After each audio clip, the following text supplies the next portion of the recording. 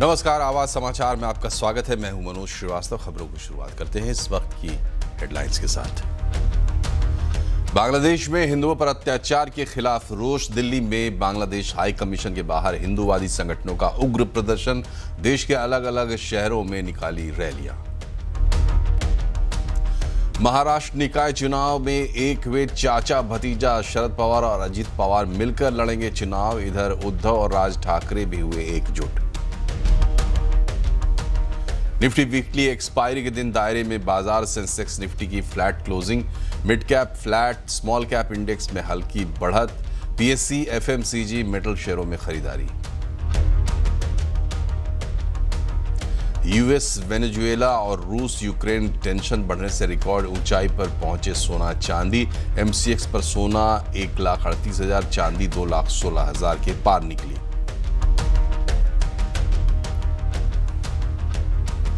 प्रदूषण कंट्रोल में लापरवाही पर बॉम्बे हाई कोर्ट नाराज। बीएमसी और महाराष्ट्र प्रदूषण नियंत्रण बोर्ड को लगाई फटकार। नियमों का पालन नहीं होने पर पूछे सवाल।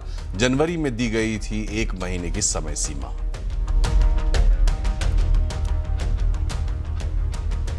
दिल्ली एनसीआर में प्रदूषण का कहर जारी। आज AQI लेवल सीवियर कैटेगरी में गृह मंत्री अमित शाह से मिले दिल्ली की मुख्यमंत्री रेखा गुप्ता। कंज्यूमर कोर्ट में शिकायतों का समाधान होगा आसान। नेशनल कंज्यूमर डे पर ई जागृति प्लेटफॉर्म में होंगे बड़े बदलाव। सारी प्रक्रिया होगी ऑनलाइन। सभी क्षेत्रीय भाषाओं में पेमेंट सुविधा। नए साल पर वैष्णो देवी मंदिर दर्शन के नए नियम। RFID यात्रा कार्ड जारी होने के 10 घंटे में शुरू करनी होगी यात्रा।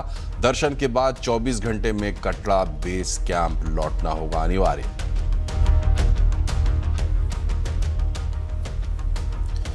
बांग्लादेश में हिंदुओं के खिलाफ बढ़ते अत्याचार के विरोध में दिल्ली में बांग्लादेश हाई कमीशन के बाहर विश्व हिंदू परिषद समेत हिंदूवादी संगठनों का उग्र प्रदर्शन देखने को मिला। बांग्लादेश में हिंदू युवक दीपू चंद की हत्या कर दी गई थी। इसे लेकर दिल्ली में बांग्लादेश हाई कमीशन के बाहर बवाल मचा। बांग्लादेश हाई कमीशन के बाहर विश्व हिंदू परिषद के कार्यकर्ता जुटकर पीड़ित परिवार को न्याय दिलाने की मांग कर रहे थे। इस दौरान प्रदर्शनकारियों ने पुलिस बैरिकेड को भी तोड़ दिया। बंगाल में भी बांग्लादेश में हिंदुओं पर हुए हमलों के खिलाफ जबरदस्त प्रदर्शन देखने को मिला। कोलकाता में बांग्लादेश हाई कमीशन के बाहर हिंदू संगठनों ने प्रदर्शन किया। इस दौरान पुलिस की प्रदर्शनकारियों से झड़प भी हुई। पुलिस ने प्रदर्शनकारियों पर लाठीचार्ज किया। एक मौका तो ऐसा भी आया कि प्रदर्शनकारी सड़क पर बैठ गए और पुलिस वाले उन पर लाठियां बरसाने लगे। इस दौरान कई पुलिस वालों ने प्रदर्शनकारियों को घेर लिया और उन पर खूब लाठियां बरसाई। और बांग्लादेश में दरअसल दीपू दास हत्याकांड मामले में अब तक 12 लोगों को गिरफ्तार किया जा चुका है। इनमें से 7 संदिग्धों को RAB यानी रैपिड एक्शन बटालियन ने हिरासत में लिया है। 5 अपराधियों को स्थानीय पुलिस ने दबिश देकर पकड़ा है। इस मामले में सरकार के रुख की कड़ी आलोचना के बाद अंतरिम सरकार के प्रमुख मोहम्मद यूनुस का बयान सामने आया है। उन्होंने इस हत्याकांड की कड़ी निंदा की है। यूनुस सरकार की ओर से कहा गया है कि नए बांग्लादेश में सांप्रदायिक हिंसा या मॉब लिंचिंग की कोई जगह नहीं है। सरकार की ओर से कहा गया कि दोषियों के खिलाफ सख्त कानूनी कार्रवाई की जाएगी और किसी को बख्शा नहीं जाएगा। वहीं जांच में बड़ा खुलासा भी हुआ है। बांग्लादेशी अधिकारियों और पुलिस की अब तक की जांच में यह सामने आया है कि दीपू दास पर लगे ईश निंदा के आरोपों में कोई सबूत नहीं है।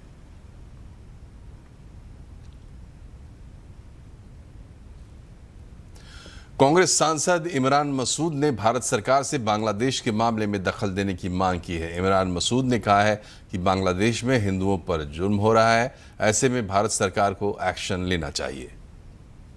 वो भारत विरोधी माहौल अगर वहां पे बना रहे हैं तो भारत को सख्त जवाब देना चाहिए। हमें सख्त जवाब देना चाहिए। इंदिरा जी ने दिया था ना जवाब इनको। इंदिरा जी का तो बनाया हुआ देश है। एक बार घुस जाइए लेकर के शेख हसीना को। लीडर तो है ही हमारे पास उनकी। घुस जाइए एक बार लेकर के शेख हसीना को। इन्होंने तमाशा बना दिया। वहां लोगों को मारेंगे इस तरह से। बॉर्डर के ऊपर लोग दौड़े दौड़े फिर रहे हैं। इधर हम लोग अपने बॉर्डर टाइट किए हुए हैं। कम से कम हिंदुओं को आने तो वो बेचारे इतने परेशान हैं वहां। जेडीयू नेता केसी त्यागी ने कहा है कि पाकिस्तान समर्थक जमाते इस्लामी बांग्लादेश में चल रही हिंसा के लिए जिम्मेदार है। जमात समर्थक हिंसा फैलाकर भारत और बांग्लादेश के रिश्ते खराब करना चाहते हैं।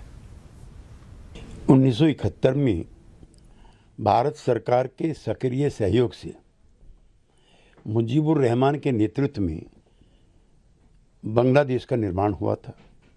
बांग्लादेश में विकास हुआ, लेकिन पाक समर्थक जमात इस्लामी और कुछ तत्वों को ये मंजूर नहीं था। लिहाजा कभी उपद्रव करके, कभी भारत के खिलाफ नफरत फैला करके वो भारत और वहाँ के रिश्ते खराब करना चाहते हैं। असम के मुख्यमंत्री हिमंता बिस्वा शर्मा ने चिकन नेक को लेकर बड़ी बात कही। उन्होंने कहा कि कूटनीति या ताकत के दम पर भारत को चिकन नेक की चौड़ाई का दायरा 20-22 किलोमीटर तक बढ़ाना होगा। वहीं बांग्लादेश की रूस सरकार पर भी हिमंता ने भविष्यवाणी करते हुए कहा कि जो लोग अभी बांग्लादेश की सत्ता में हैं वो बहुत दिन तक नहीं रहेंगे। बांग्लादेश हमें एक बांग्लादेश जैसा देश भी हमें धमकी देते हैं चिकन नेक को लेके। जेएनयू में जो देशद्रोही खड़ा होते हैं वो लोग भी हमकी धमकी देते हैं चिकन नेक के लिए। तो मैं तो भारत सरकार से दरखास्त करूंगा, कभी ना कभी या बल से या डिप्लोमेसी से हमें और 20-22 किलोमीटर जमीन हमें लेना है और ये चिकन नेक का क्वेश्चन से हमें नॉर्थ ईस्ट को बाहर करना है। रूस के राजदूत अलेक्जेंडर ग्रिगोरिविच खोजिन ने बांग्लादेश की यूनिट सरकार को आईना दिखाया है। उन्होंने बांग्लादेश सरकार को भारत के साथ तनाव कम करने की नसीहत देते हुए कहा है कि बांग्लादेश जितनी जल्द भारत से तनाव कम करके संतुलित रास्ता खोजेगा उतना बेहतर होगा। इसके साथ ही उन्होंने बांग्लादेश को 1971 की याद दिलाते हुए कहा कि बांग्लादेश की आज़ादी में भारत का अहम योगदान रहा है। रूस ने भी बांग्लादेश की तब मदद की थी। Share our concern regarding the situation here also, I mean the geopolitical situation. The sooner you reduce the tension, find a way for reducing this tension with India, the better. Because since, as you has already mentioned, historically since 1971, when Bangladesh has gained the independence, mostly because of Indian help as well. और आज आवाज अड्डा में भी इसी विषय पर होगी चर्चा। बांग्लादेश बेनकाब हिंदुओं पर हमला। जरूर जुड़िए शाम 7:57 पर। और अब बात करते हैं आज के बाजार की। निफ्टी वीकली एक्सपायरी का दिन था और बाजार दायरे में कारोबार करता हुआ दिखाई दिया। सेंसेक्स निफ्टी की फ्लैट क्लोजिंग हुई है। मिड कैप फ्लैट रहा है। स्मॉल कैप इंडेक्स में हल्की बढ़त जरूर देखने को मिली है। मार्केट का पूरा हाल बता रहे हैं आशीष चतुर्वेदी। देखिए, निफ्टी की वीकली एक्सपायरी के दिन मार्केट में काफ़ी तेज़ उतार चढ़ाव देखने को मिला, लेकिन क्लोजिंग के समय अगर आप देखें तो ठीक ठाक मार्केट की ओवरऑल ब्रेथ देखने को मिली। दिन के दौरान आप देखें तो निफ्टी 26,200 के भी पार निकला और आज बहुत सारे सेक्टर्स ऐसे थे जहां पर आपको ज़बरदस्त एक्शन नज़र आया। सबसे पहले अगर आप देखें तो सीमेंट स्टॉक्स पर खास नज़र रखनी चाहिए। कारण ये भी है कि जिस प्रकार से अदानी समूह ने एक पूरा मेगा मर्जर अनाउंसमेंट किया है, पूरे सेक्टर पर इसका इम्पैक्ट आता है। हालांकि स्टॉक्स में देखें तो अंबुजा और एसीसी में कोई खास इम्पैक्ट नहीं था। अल्ट्राटेक में 1-1.5% की तेज़ी देखने को मिली, लेकिन सबसे ज़्यादा बड़ा एक्शन आपको नज़र आया रेलवे स्टॉक्स में। आज हो सकता है कि प्री बजट रैली जो है वो मार्केट में थोड़ी सी फैक्टर इन हो रही है, क्योंकि आप कोई भी रेलवे स्टॉक को देखें सिर्फ और सिर्फ बड़ी तेज़ी नज़र आई। इरकॉन है, रेलटेल, टीटागढ़, आरवीएनएल, सब में बड़े मूव नज़र आए। इसी के साथ मेटल स्टॉक्स ऐसे हैं जो लगातार मार्केट की तेज़ी में आउट परफॉर्म कर रहे हैं। आज का सेशन भी ऐसा था जहां पर एनएमडीसी स्टील को देखें, माइनिंग स्टॉक्स में आप देखें कोल इंडिया भी है, एनएमडीसी स्टील के साथ NMDC, Hindustan copper, Tata steel, Hindustan zinc, सभी में अच्छे मूव्स नज़र आए। और खासतौर पर फोकस में रहा कोल इंडिया, क्योंकि यहाँ पर कुछ अच्छे टेलविंड्स नज़र आ रहे हैं। इसके चलते स्टॉक में काफ़ी दिनों के बाद 400 का स्तर पार किया। चोला फाइनेंस खबरों के बीच यहाँ पर देखें तो शानदार ओपनिंग आपको देखने को मिली। वहीं पीएसयू स्टॉक्स में देखें तो काफ़ी ज़्यादा जो बीटन डाउन नेम्स है यहाँ पर अब थोड़ी सी रिकवरी के संकेत आपको देखने को मिल रहे हैं, जैसे पीएफसी है, आरईसी है और बीएमएल और एनएलसी इंडिया, ये भी हल्की बढ़त के साथ बंद हुए हैं। और जल्दी ही 2025 का साल खत्म होने वाला है। नया साल दस्तक दे रहा है। कैसा रहेगा बाजार के लिए नया साल, इस पे कार्नेलियन एसेट मैनेजमेंट के फाउंडर विकास खेमानी से एक खास बातचीत की CNBC आवाज़ के मैनेजिंग एडिटर अनुज सिंघल ने। 2025 से बेहतर होगा, ये मान के चलें क्या? जी, मेरा बिल्कुल मानना है कि 2026-25 से बहुत बेहतर होगा, बेहतर ही नहीं बहुत बेहतर होगा। उसका कारण ये है, पिछले 12 महीने में आप देखेंगे तो काफ़ी पॉजिटिव डेवलपमेंट भी हुए हैं। लास्ट ईयर जो एक कॉर्पोरेट अर्निंग स्लो डाउन होने का एक सबसे बड़ा कारण भी था कि हमारी एक मॉनेटरी टाइटनेस चल रही थी। पिछले गवर्नर जो थे शक्तिकांत दास साहब, उन्होंने एक सिस्टम में रुपये को डिफेंड करने के लिए नेगेटिव सरप्लस डेफिसिट क्रिएट कर दिया था। 3.5 लाख करोड़ का डेफिसिट हो गया था। फिर जनरल इलेक्शंस आए तो वहाँ पे गवर्नमेंट रिप्लेस पेमेंट नहीं करती है, तो उसकी वजह से भी लिक्विडिटी स्क्वीज हुई थी। लोन की ग्रोथ को उन्होंने कम किया था। अगर आप देखेंगे तो ये नए RBI गवर्नर्स जो साहब आए हैं, उन्होंने इंटरेस्ट रेट्स को काटा है, डेफिसिट को सरप्लस कर दिया है। One of the reason of rupee depreciating is also because he wants to keep the liquidity very strong in the system. Growth oriented policies आई हैं, तो एक monetary stimulus at work है। दूसरी तरह से आप देखें तो fiscal stimulus at work है। गवर्नमेंट ने इनकम टैक्स रेट कम किया है, GST रेट्स कम किया, तो you have both monetary and fiscal stimulus at work, but it is clouded by lot of factors such as tariff war which is there, global context, currency. So मुझे लगता है कि आप जब इस बेस पे बैठे हुए और इस साल हम बहुत बड़े अंडर परफॉर्मेंस से भी बाहर हैं। अगर मैं इमर्जिंग मार्केट की भी बास्केट देखो तो इंडिया ने बहुत बड़ा अंडर परफॉर्म किया है। तो आप वो सारे कैरेक्टरिस्टिक्स ऐसे दिशा में बताते हैं कि रिस्क रिवॉर्ड यहाँ से बेहतर है, वैल्यूएशंस करेक्ट हो गया बिकॉज अर्निंग, और मुझे लगता है कि अर्निंग की भी ग्रोथ जो है अभी यहाँ से बेटर ही रहने वाली है। ये हम पिछले 6 महीने से कह रहे हैं कि second half of 25-26 will be very good year from earning growth perspective. तो मुझे लगता है कि रिस्क रिवॉर्ड मार्केट के अंदर फेवर में है। ऑफकोर्स जो कुछ चिंताएं हैं अंतर्राष्ट्रीय स्तर पे, जो AI बबल फूटेगा कि नहीं फूटेगा, वो सब की चिंताएं जो हैं वो है, उनका कोई आंसर नहीं है। वो अब किसी को भी पता नहीं चलेगा कि कब वो फूटेगा। पर जहाँ तक भारतीय बाजारों की, भारत इकोनॉमी की एक स्थिति नज़र आती है, मुझे लगता है हम एक अच्छे कंफर्टेबल सिचुएशन में हैं और 26 का साल 25 के साल से काफ़ी अच्छा होने की उम्मीद है। सोने चांदी ने लगातार दूसरे दिन ऑल टाइम हाई बनाया है। सोना 1,38,000 रुपये प्रति 10 ग्राम हो गया है। वहीं चांदी की कीमत 2,16,000 रुपये प्रति किलो के ऑल टाइम हाई पर पहुंच चुकी है। क्या कारण है इसके, बता रही हैं मनीषा गुप्ता।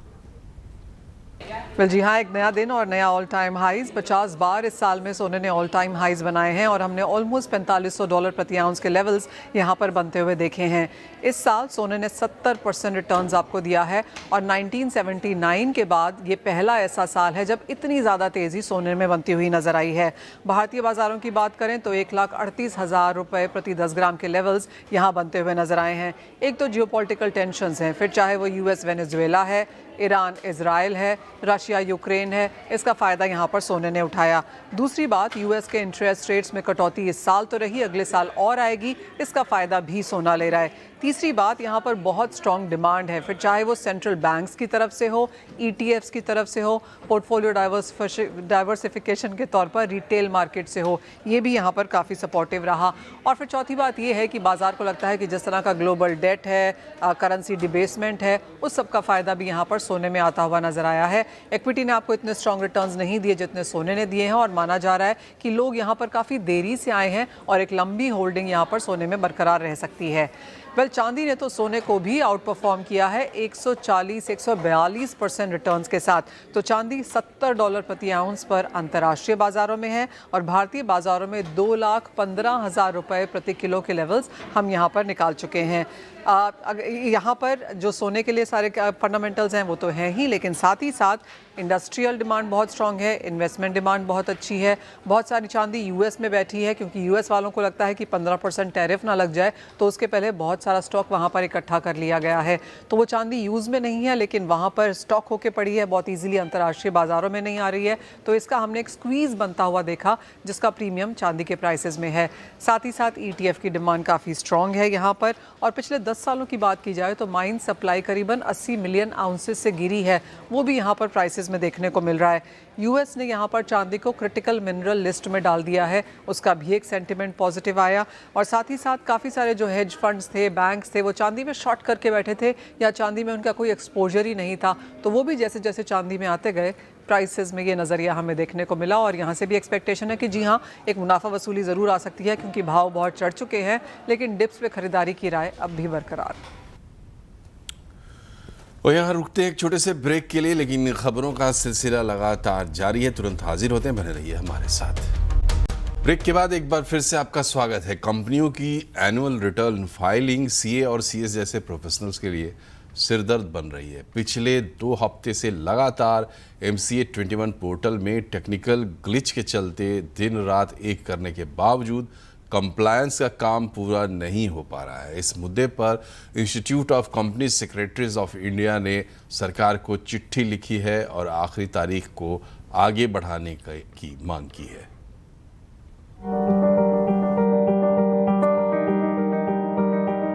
बिल्कुल, देखिए जो अभी पिछले हफ्ते संसद में सिक्योरिटी मार्केट कोड सरकार ने पेश किए हैं, उसको लेकर एक नई दिक्कत पैदा हो सकती है। हमें सूत्रों से जानकारी मिली है कि इसमें जो मटेरियल डिस्क्लोजर नॉर्म्स है, उसके तहत लिस्टेड कंपनियों को 2 बार अपना डिस्क्लोजर एक्सचेंजेस को भेजना पड़ सकता है। इसमें अभी जो पहला जो डिस्क्लोजर होगा वो जब सेबी से शो कॉज नोटिस मिले। तकनीकी खराबी के चलते खबर बीच में छोड़नी पड़ी। बढ़ते हैं आगे। ग्राहकों के लिए कंज्यूमर कोर्ट में केस दाखिल करना और शिकायतों का समाधान आसान होने जा रहा है। नेशनल कंज्यूमर डे पर सरकार ई जागृति प्लेटफॉर्म में बड़े बदलाव की तैयारी कर रही है। उपभोक्ता को क्या फायदा होगा, बता रहे हैं असीम मनचंदा। 24 दिसंबर को राष्ट्रीय कंज्यूमर दिवस होता है और इस कंज्यूमर दिवस के ऊपर सरकार ग्राहकों को एक बड़ा तोहफा देने की तैयारी कर रही है। दरअसल सरकार ई जागृति पोर्टल को पूरी तरह से रिवैम्प करने की तैयारी कर रही है। कॉन्फोनेट 2.0 यहाँ पर लॉन्च किया जाएगा। इस पोर्टल के जरिए कोई भी उपभोक्ता किसी भी, अगर उसको किसी गुड्स या सर्विसेज के अंदर किसी भी तरह की कोई शिकायत है तो वो इसके जरिए आसानी से यहाँ पर लड़ सकता है। यहाँ पर उसको अपना लॉगिन करना पड़ेगा, केस रजिस्टर करना पड़ेगा और ऑनलाइन पेशी के जरिए इस केस की सुनवाई की जाएगी। ऑनलाइन आप उस केस की फीस भर सकते हैं और ऑनलाइन ही आपको जजमेंट घर बैठे ही मिल जाएगा। बहुत सारे एनआरआई इस सेवा का फायदा ऑलरेडी उठा रहे हैं और सरकार इसको पूरी तरह से बदलाव करने की तैयारी कर रही है। इसको आर्टिफिशियल इंटेलिजेंस, मशीन लर्निंग से जोड़ करके इस पूरे पोर्टल की प्रक्रिया को आसान बना दिया जाएगा, जिससे कि आप अपने केसेस का जो रियल टाइम अपडेट है उसको आपको मिल पाएगा। आप देख पाएंगे पुराने केसेस में किस तरह का जजमेंट दिया गया था और बहुत सारे केसेस यहाँ पर रिजोल्व आसानी से हो रहे हैं। अगर मैं पिछले 1 साल की बात करूं तो करीबन यह पोर्टल के जरिए 1,31,000 केसेस जो हैं उनको यहाँ पर लॉगिन किया गया और 1,30,000 के आसपास केसेस को डिस्पोजल भी आसानी से इसी पोर्टल के जरिए हो गया। और सरकार चाहती है कि पोर्टल और इफेक्टिव बने, लोग घर बैठे ही अपना सारी प्रक्रिया को पूरा कर पाएं, मल्टी लैंग्वेज में उनको सपोर्ट उपलब्ध हो, रियल टाइम डाटा मिले। तो इसके अंदर इस पोर्टल में बड़े बदलाव होंगे और आप इसके जरिए पूरे देश में या पूरे विश्व में कहीं भी बैठे, अगर भारत में आपने कोई सर्विसेज ली है, आप उससे संतुष्ट नहीं है, तो इसके जरिए आप आसानी से उसको फाइल कर सकते हैं और अपने केस को रख करके उसको जीत भी सकते हैं। असीम मनचंदा, CNBC सेवा, दिल्ली। गाड़ियों की फ्यूल एफिशिएंसी के लिए बन रहे कैफे 3 नियमों को लेकर ऑटो कंपनियों के बीच आपसी लड़ाई तेज हो गई है। क्या छोटी और हल्की गाड़ियों को विशेष छूट मिलनी चाहिए, इसे लेकर कंपनियों में एक राय नहीं है और अब इस लड़ाई में किया मोटर्स भी उतर आई है। ज़्यादा जानकारी दे रहे हैं रोहन सिंह। गाड़ियों की फ्यूल एफिशिएंसी नियमों के अगले चरण को लेकर ऑटो सेक्टर के बीच तकरार बढ़ती जा रही है और अब इसमें किया मोटर्स भी उतर चुका है। दरअसल सरकार और ब्यूरो ऑफ एनर्जी एफिशिएंसी तैयार कर रही है कैफे 3 नॉर्म्स के नियमों को और इस साल सितंबर में इसमें एक संशोधन किया गया था और गाड़ियों की साइज और वेट को भी कंसिडर करने को कहा गया था और एक प्रस्ताव रखा गया था कि जिन गाड़ियों का वजन 909 किलोग्राम से कम हो उन्हें छूट दी जाए अगर वो पेट्रोल की गाड़ियां हैं तो। इसके बाद से जो बड़ी गाड़ियां बनाने वाली कंपनियां हैं, एसयूवी गाड़ियां बनाने वाली मुख्य रूप से कंपनियां हैं, वो इस नियमों के विरोध में आ गई। उनको कहना था कि ये एक अनइवन प्लेइंग फील्ड पैदा करेगा ऑटो सेक्टर के अंदर। इससे पहले टाटा मोटर्स, JSW, MG ने भी इस पूरे प्रस्ताव का विरोध किया था और अब किया मोटर्स भी इस प्रस्ताव का विरोध कर रही है। उसने पीएमओ को चिट्ठी लिखा है और कहा है कि अगर ऐसा होता है तो इसमें जो मुख्य मकसद है इस पूरे नियमों को लाने का कि गाड़ियां ज़्यादा से ज़्यादा फ्यूल एफिशिएंट हो, प्रदूषण कम किया जाए, उस मकसद को पूरा नहीं कर पाएगी और साथ ही कार कंपनियों के बीच में ही जो है एक अनइवन फील्ड पैदा होगी। साथ ही ये भी कहा है कि अगर ऐसा होता है तो चूंकि जो 909 किलोग्राम से कम की जो वजन की जो गाड़ियां हैं वो एक ही कंपनी बनाती है, 95% मार्केट शेयर है उसका अधिक इस सेगमेंट में। जाहिर सी बात है उनका इशारा मारुति सुजुकी की तरफ था, तो इससे बाकी कार कंपनियों को नुकसान हो सकता है। इससे पहले बाकी कंपनियों ने भी अपनी राय रखी थी। बहरहाल जो ऑटो कंपनियों का संगठन है सियाम, वो इस मामले में अब तक एक मत नहीं बना सकता है। कई मीटिंग हो चुकी है और सरकार को ये नियम 2028 से लागू करने हैं। अब ये देखना होगा कि क्या अगले कुछ महीनों के अंदर कार कंपनियां इस मुद्दे पर एक मत हो पाती हैं। रोहन सिंह, दिल्ली। दिल्ली एनसीआर में हवा फिर से गंभीर श्रेणी में पहुंच गई है। राजधानी का औसत AQI 400 के पार है। आनंद विहार, नेहरू नगर जैसे इलाकों में हालात और ज़्यादा खराब हैं। डिटेल बता रहे हैं रोहन सिंह। जी, आज एक बार फिर से दिल्ली की हवा सीवियर यानी कि खतरनाक की स्थिति में पहुंच गई। औसत AQI 415 दर्ज किया गया। नोएडा का औसत AQI देखें तो वो 430 था। दिल्ली के कुछ इलाके जैसे कि अगर नेहरू नगर की बात करें तो 467 था AQI। आनंद विहार की बात करें तो 466 था।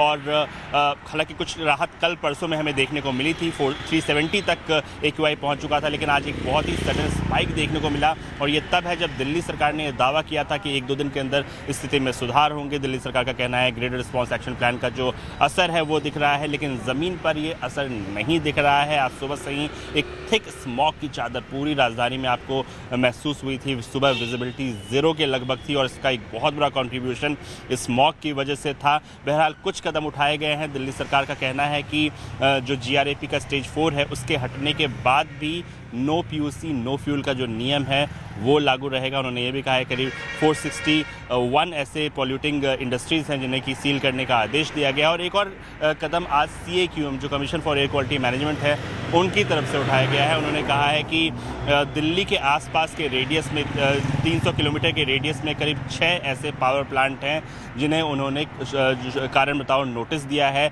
इन पावर प्लांट पे आरोप है कि इन्होंने जो नियम है उसका उल्लंघन किया, जो बायोमास को फायरिंग के नियम है उसका पालन नहीं किया और इसकी वजह से ये भी एक कंट्रीब्यूटिंग फैक्टर हो सकता है राजधानी में प्रदूषण का। तो उन्हें कारण बताने के लिए कहा गया है। साथ ही प्रस्ताव दिया गया है कि करीब 60 करोड़ तक का फाइन इन पर लगाया जाए अगर CAQM इनके जवाब से संतुष्ट नहीं होती है तो। और प्रदूषण के मसले पर आज बॉम्बे हाईकोर्ट ने BMC और महाराष्ट्र प्रदूषण नियंत्रण बोर्ड को कड़ी फटकार लगाई है। कोर्ट ने प्रदूषण नियंत्रण गाइडलाइंस को कानून के समान बताते हुए निर्देश दिया है कि गाइडलाइंस का सख्ती के साथ पालन किया जाए। कोर्ट ने इसी जनवरी में गाइडलाइंस लागू करने के लिए 1 महीने का वक्त दिया था। इसमें कंस्ट्रक्शन साइट पर एयर मॉनिटर, वाटर फॉगिंग और मलबे को ढकने के लिए कहा गया था, लेकिन जून तक कोई काम नहीं हुआ। आज भी सिर्फ 1/3 साइट प्रदूषण का डेटा दे रहे हैं। कोर्ट ने कहा है कि इस पर तुरंत एक्शन लिया जाए।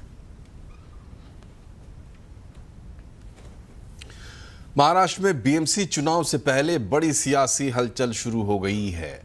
एक साथ 2 बड़े डेवलपमेंट हो रहे हैं। चाचा भतीजा यानी शरद पवार और अजित पवार एक साथ आएंगे। इसका औपचारिक ऐलान 26 दिसंबर को अजित पवार करेंगे। NCP के दोनों गुटों के विलय को लेकर भी गुप्त बैठकें पूरी हो चुकी हैं। अब जानकारी मिल रही है कि सिर्फ आधिकारिक घोषणा होना बाकी है। खबर ये भी है कि शरद पवार गुट के उम्मीदवार अब घड़ी चिन्ह पर चुनाव लड़ेंगे। इधर ठाकरे बंधु भी अब एक साथ आ रहे हैं। राज ठाकरे को उद्धव ठाकरे BMC चुनाव से पहले एक हो जाएंगे। इधर कल इसकी औपचारिक घोषणा हो सकती है।